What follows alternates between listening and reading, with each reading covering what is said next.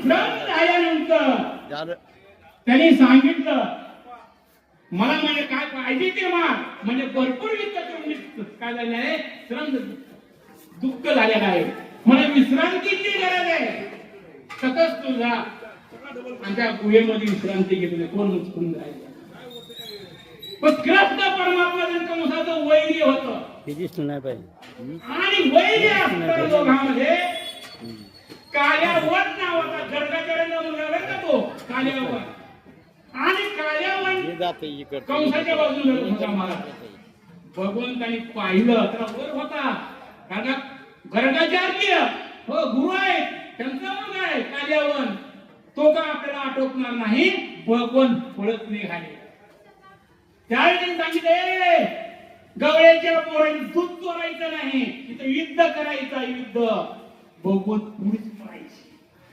पळत पळत ज्या ठिकाणी मुचकुंद राजा झोपले होते त्या ठिकाणी गेले महाराज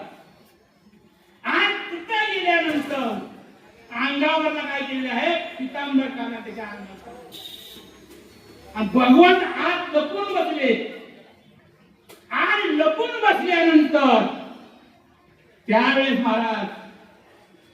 काय म्हणले युद्ध करताना लाभ लागली कोणाला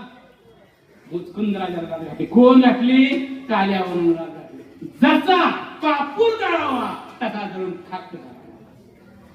आणि भगवंत प्रगट झाले काय पाहिजे ते माग त्या कामाचा मुचकुंद राजाने मागितलं माग आता ते पुढे आईचा तो आता ते पुढे आईचा तो आता कोडे आयसा आता कोडे आयसा दोन्ही तुझा पाय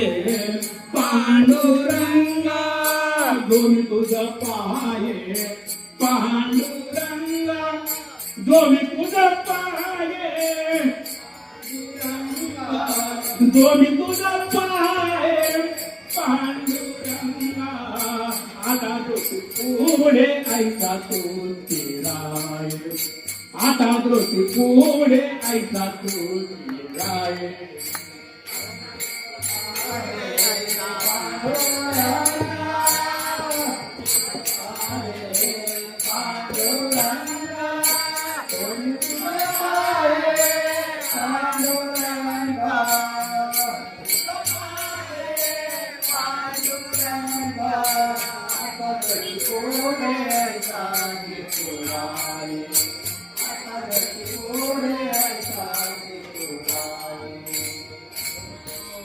त्यावेळेस भगवंतांनी सांगितलं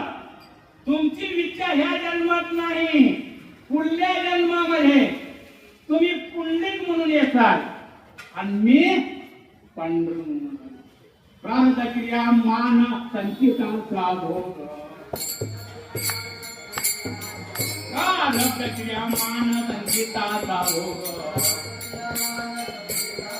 भोग भोग न सुटे